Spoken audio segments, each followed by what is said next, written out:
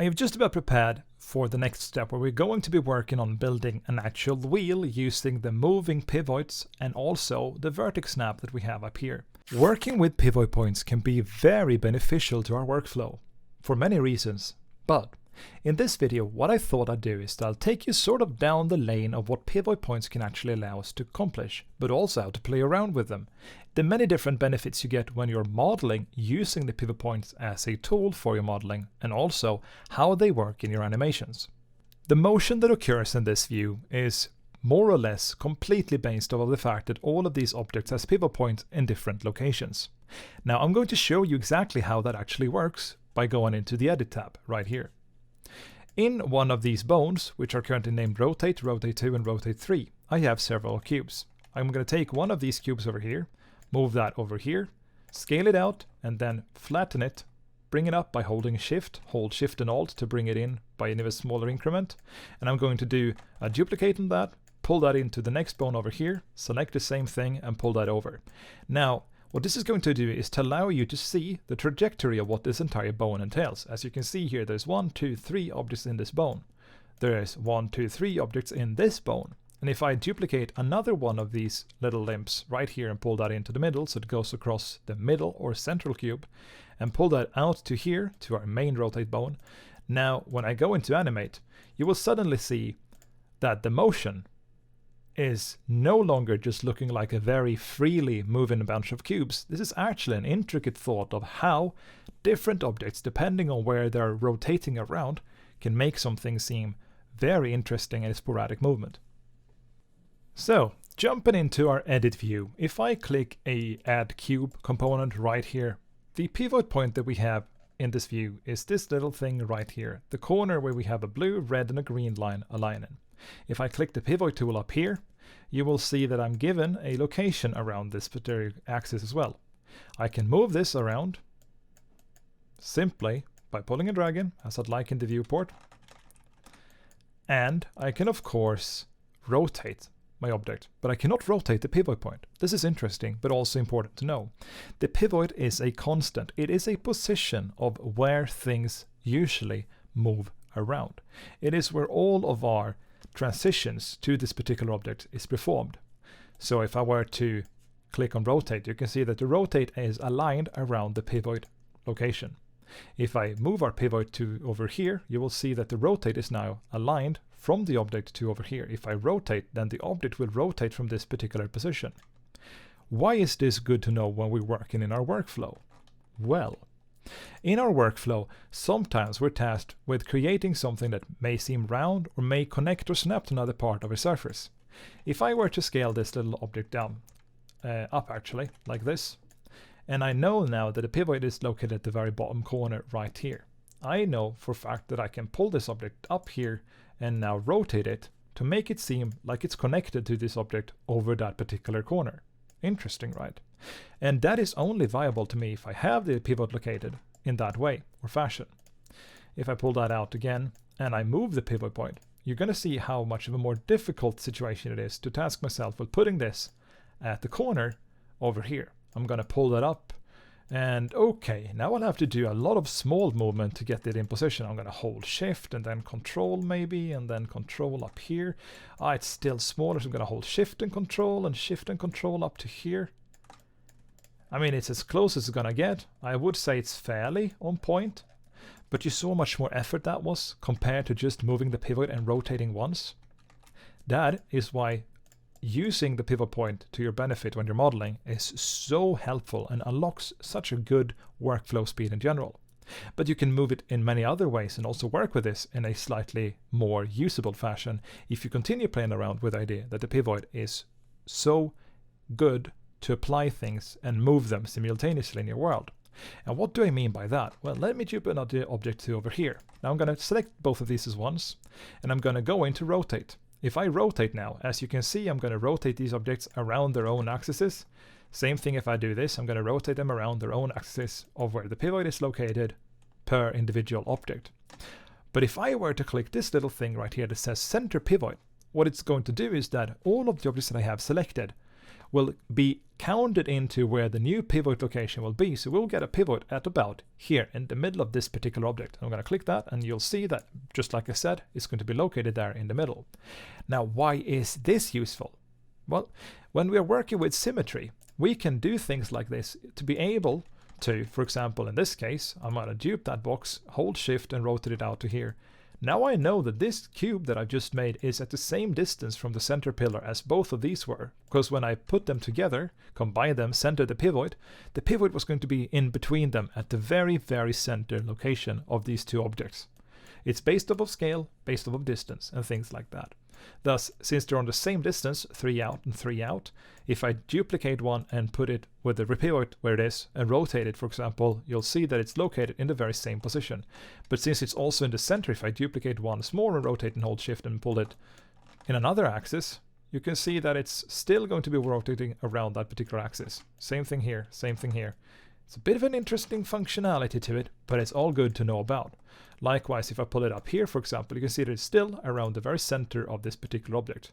And how would I know that? Well, if I were to scale this down so it's one cube and I pull that up by holding shift twice, this is the very center of our pivot. As you can see, the center is located around this particular cube right here. If I pull that down, now you can see how all of this intertwines perfectly around the center. I'm going to click center pivot once again. And now we come to a situation where we can't do any rotation. You can see I'm trying to pull and rotate. That has to do with the fact that these objects, these two up here and these two over here, are rotated in very different angles at the same time. I can work my way around that though by clicking these two objects and applying a group to them. The group will inherit whatever object you first selected as pivot point. And that means that this group now has its pivot point at the very center. If I click this bone alone, you'll see that there is a pivot point right here, and I can move that and click on one of these cubes, and the cubes will still have their pivot points in the middle, but this bone will have it out here. So let me undo that and put it back to the middle. Now I'm going to do the same thing with these two. I'm going to put and add them in a group like that. So what I wanted to accomplish was to rotate this all around the very center core object right here. So I'm going to do the same for the pivot there. I'm going to add a group that is now open. And how is this then done? You may ask yourself. Well, it is quite a problematic route to take if you don't have a clever way to work around it. But what I'm trying to do here is that I'm putting both of these two bones into the bone 3, which is the empty bone that doesn't necessarily hold any particular cubes. But now it holds two bones with cubes within them. If I duplicate bone 3 and I hold shift and rotate, suddenly I am allowed to rotate all of these cubes at once. Interesting. If I duplicate again and I hold shift and rotate, you'll see that now I can do another duplicate and suddenly we have pluses all around. This does not work unless you're working with folders like this. And here comes another good part. If you go into right click a folder and you go down to resolve, what you do is that you remove the folder setup and you resolve all of the cubes of that folder to now sit in those positions with given rotations to them. Interesting, but really good to know, because from this point on you can do the same procedure once again and apply a bunch of different rotational pivot on. I see here, if I do all of this, you can see that we have all of this selected. So if I select all of these cubes, I cannot rotate them, I cannot do anything because they're in different locations and trajectories. Interesting, right? But I can select all of them and I can move them completely freely. That is not a problem. Now if I want to rotate these, I would of course click add group. And since everything is located around the middle, once again you'll see that the middle pivot is there waiting for us to work with it on this particular bone. I'm going to duplicate this bone once more and I'm going to rotate this by 45 degrees. Ah, interesting. Now we get that position to play with. Alright, I'm going to go back to the main one and duplicate that again and rotate. Ah, interesting. Main one, duplicate and rotate. Ah, this is interesting. What can we do with this? Well, as with anything, the more you work around with pivot points, the more capable you'll be to create custom and very varied objects with very different styles to them. It's just simply because you're playing around with this pivot structure that you've been given. And if we were to once more then pull this bone number 6, hold shift and rotate that as C here, we got that direction. This is interesting. Because as you can see right now, it actually applies an extra rotation in another degree here that we didn't account for initially, and that is because we have a preset value on the y-axis. So this particular cube situation is not too happy with us rotating that way. So one way we can work around that is by simply rotating it to the point where we no longer have that axis to deal with. Now suddenly we've created a round bowl. well, not necessarily completely round, but at least as round as we can sort of get with the cubes that we had to work with here. Just from moving everything around the center core. The little thing there in the middle, it looks really odd and awkward. But that is something you can do with pivots. Let's look at something else. I have just about prepared for the next step where we're going to be working on building an actual wheel using the moving pivots and also the vertex snap that we have up here. So first and foremost, I made sure to duplicate my main object that I had a pivot down at the corner, pull that corner all the way up to the top, and then rotated this object inwards to 22.5 degrees. And if I duplicate that once again and I rotate this one once more to 45, I now know that I have a very steady increase around it. But it's difficult for me at this point to pull this and put that here without having issues. And this is where the vertex snap becomes really important. If I click the vertex snap tool, I can select one of the 3 corners and I can click the corner over here. You can see this little blue line that appears. That will now snap this entire cube that I had onto that corner, thus making a good transition from this cube to that cube, and etc. I'm going to duplicate this cube again, move it aside, hold shift and rotate it to 67.5 degrees. I'm going to click the vertex snap once again, click one of the open corners and click the upper corner right here and have it snap to the surface. Now we have almost completed a fourth of the wheel. If I wanted to at this point in time, I could definitely try to just duplicate this all around and make a wheel. But I could also add all of this into a group and see if I can move the pivot of the group in such a fashion that I'd be able to more or less create a complete copy of this entire wheel just based on the fact that I've played around with this pivot. Now, is that completely doable?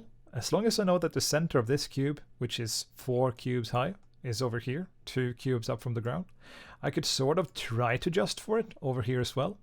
If I now click the bone, and you'll see that the problem with the bone is that we do not have the pivot we want it to be.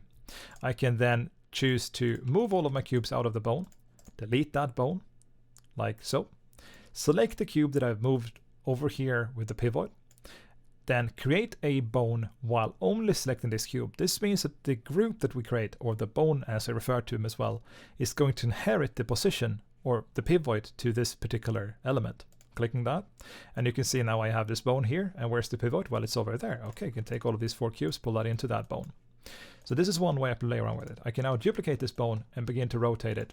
And we'll see that, well, it's almost perfect. There is some issues up here with the snapping. Can we play around with that? Well, we definitely can. Would we play around with it this way though? Not necessarily. And this is where it becomes a bit interesting. So if we delete all of that, go back to the beginning, and then take the pivot of here and pull that down to this, to the ground of 0, and then move it all the way over to the corner on the outer, which we had it initially. Duplicate this bone, then rotate this bone 90 degrees, move it all the way out here, and then click on the vertex snap. You will now see that, well, there is a vertex snap we can play around with, and that's going to move the entire bone that we just made up to there. Now we've made half of the wheel, more or less. That's good.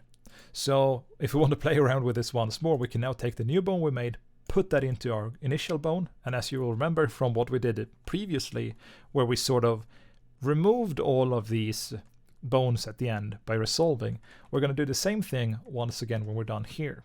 So we're going to duplicate this bone, we're going to take the rotate tool, we're going to rotate it 180 degrees like that, move it down a bit so we can select one of the corners we want to play and work with. We are going to use the vertex snap, pick one of the 3 corners and put that up here. Now we have a full wheel, a full circle, as to be said, one of those things that you couldn't really have in Minecraft, but you know, we could sort of pretend at least that that is what we have.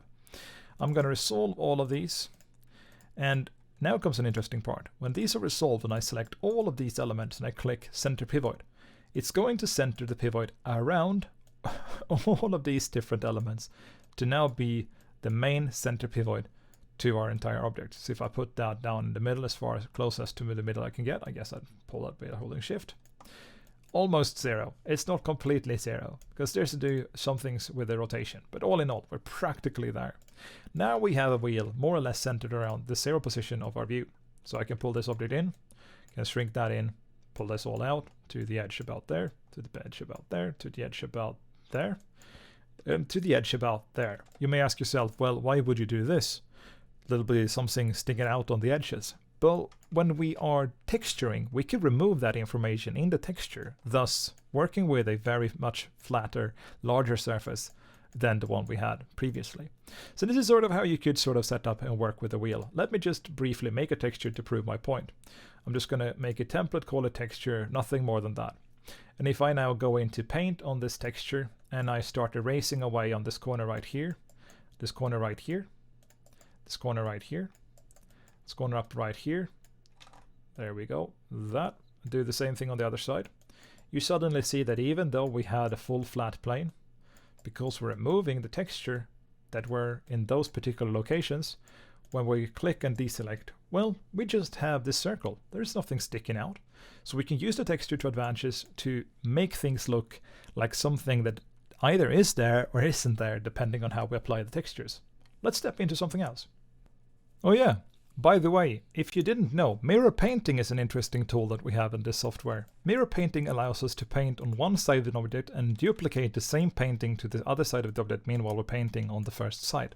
The way we apply that is by making sure that our object is located perfectly around the center line of this workspace right here. This particular center line that cuts through the N is the one we want to have the object perfectly put along.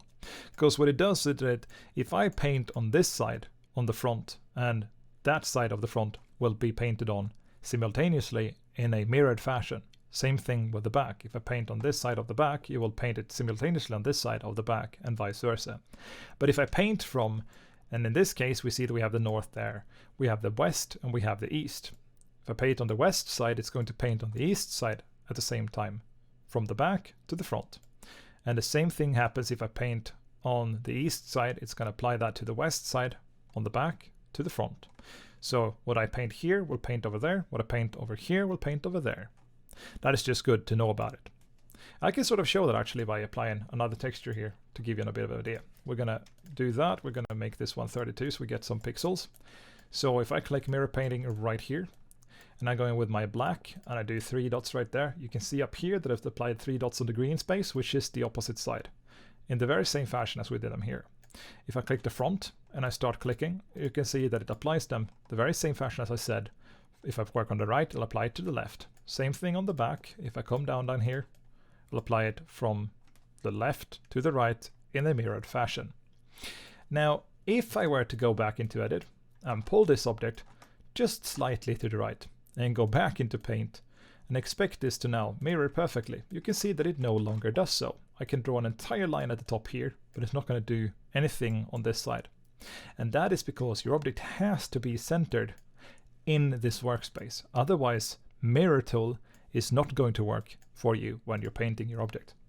Let's once more play around a bit with the pivot point. We're going to make a cube over here. I'm going to size this cube out slightly. And my plan here is to make a horn. So I'm going to make a few segments to this horn that I'm going to put all together like this, move them about a bit. And now I'm going to put them all together with my setup by using the pivot that I have right here.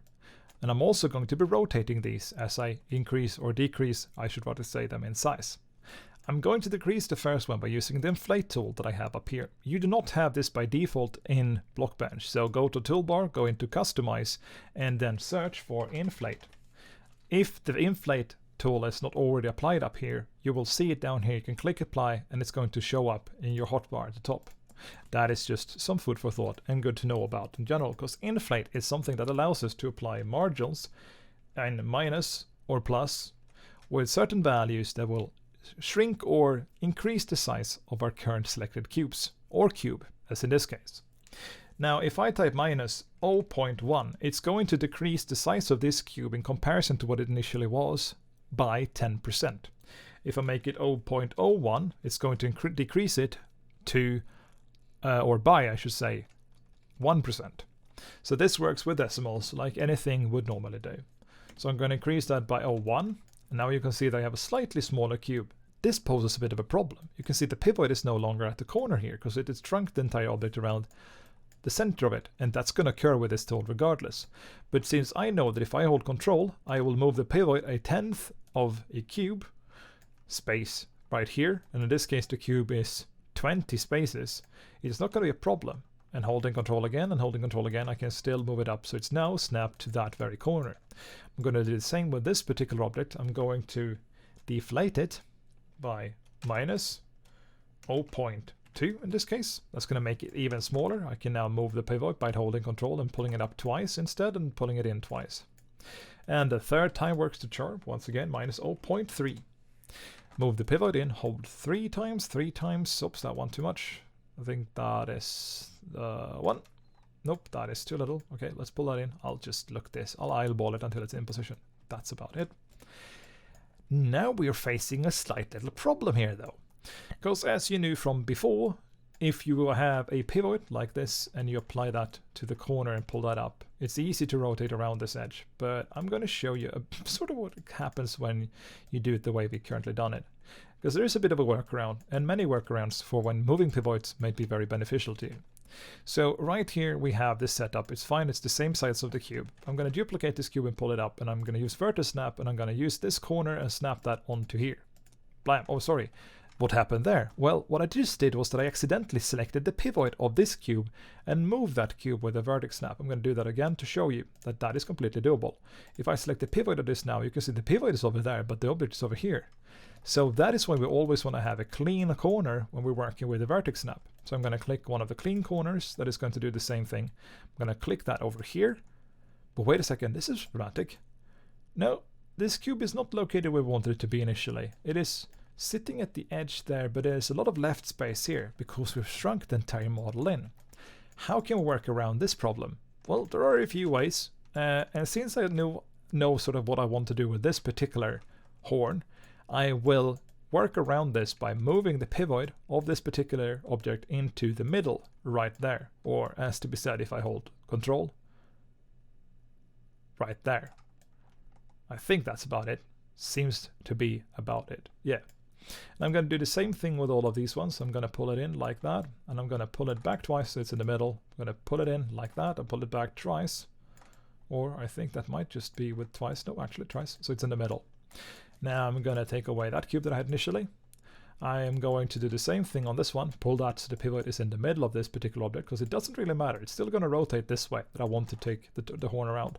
But if I were to pull it to the sides with the rotate, you can see that it rotates around that one instead of the corner that I had initially. So going to be moving this particular block down by vertex snapping it to the edge. Wait a second, this becomes slightly annoying. Well, this is where we keep an eye on the decimals. I hold the control and I pull it out one. The pivot will be perfectly in the center. All right, perfect. Vertex snap once again, this one up to here, and this one up to here. There we go. I already pulled this one in once, so I'll just have to pull this one in once as well, and this one pull in twice, because it was connected to the previous one. Now, here comes a bit of a problem, because now if I begin to rotate this, well, nothing else will follow. I'll start rotating this, and that movement didn't do any justice to it. Ah, this is where adding groups once again can become really beneficial to your workflow, and also resolving the groups when you're done. So the way we're going to do that is by first creating a group to this particular bone down here. We're going to pull that bone in and all of the other bones as well. All right? Well, exactly, into here. Now we're going to select a secondary cube and make another bone around that. And as I said before, the cube you select is where the bone is going to inherit its pivot from. So we're going to pull that cube into the new bone alongside the 2 other cubes we had previously. Ah, good. Now select this cube, make another bone around that, pull that cube and the top cube into this one. Now select the top cube and make another bone where we place the top cube. If I select the main cube out here, I can rotate that a bit if I want to, but I'm going to keep this one straight. Doesn't really matter in this case. But I can take the second cube, rotate that, take the next cube, rotate that, and take the final cube and rotate that. And since I've shrunk the entire object in, suddenly it feels like these are aligning quite well on the way up, instead of clipping through or things like that. I think this gives us quite a good shape to work with, didn't it? And now when everything is said and done, I can go back in, I can now resolve all of these components. And the good part is that the pivot that we previously had on all of these cubes will still be in their main locations, because that's where we placed them, and that's also where we left them when we resolved our model. So that's the way you can work your way around with pivots in a fashion, like for example creating a bone structure for an object, or for a dragon, or for something else that you're working on. Now, as with all things, pivots can be a really efficient tool to play around with as we're modeling in general. And there may be situations, for example, when you have a cube like this one right here, where you move things about. All right, we'll have it like this, for example. We'll pull that up. And what I want to do when I made this cube is that, well, I've already rotated it. It's like that. I've done some more things in my model and added more cubes. And I realized, wait a second, I would want this one to snap at the center here. But how would I do that? Well, there is always a way around that. If you think that you want this to be rotated around this corner, you made it that way. If you want this to snap around the middle, depending on the size of this object, you can always just scale it in. Pull this one out, use the vertex snap, as I said before, pull that in, push that to where it is, and then scale this one back out. Now it's snapped to the center that you wanted it to be to. And I guess in this case it doesn't make too much sense to have it work like that, but maybe if you want it to be like that, we could make it work around the center really well that way. Another thing that you may know, or not necessarily know about, but it's also good to increase your workflow as a whole, is if you think about where you have the pivot down here, and you want to play around with adding something sticking out here in the very same trajectory as this particular cube is. I'll duplicate this cube, I'll scale it up to how big I want the new object to be, and I pull the new object out with the scale tool to where I want that to be located. Now, as you can see, it holds the very same shape as the previous one, or at least it seems to connect to it. Likewise, it also holds the original pivot that that particular cube had. So if you select both of them and rotate them around, well, you'll have them always rotate in conjunction to one another because their pivots are in the same location. So all of these were some tips and tricks as to how you can play around with the pivot, and I hope that it may increase your workflow overall. If you found this video helpful, be sure to share it with others, and I'm looking forward to see what you create if you join the community Discord. Yeah, I do have a good Discord. We are at this point in time around 200 people there, sharing and caring, creating, and also showing stuff that we have in our works. And if you feel like you want to be part of that, there's a link to that down in the description below. Likewise, I'm currently working on a free resource pack over at PMC, Planet Minecraft that is. If you want to take a look at that, you can jump over that and check that out. Feel free to tweet me pictures of your art projects or retweets or things in general that may be fun and useful for me to know about. I am currently looking for, a lot forward to the upcoming Blockbench update, where we'll finally get some curves into our animations. Curves that more or less will disintegrate the need to work with math animations unless we want to control things through variables in game, which I personally think is a really good thing. But as with all things, if you enjoyed this video, leave a like and subscribe, and I'll be around. And just, hook me up if you need something. I have been Kevin, and I hope that you have a fantastic continued day. I'll see you around in the next video.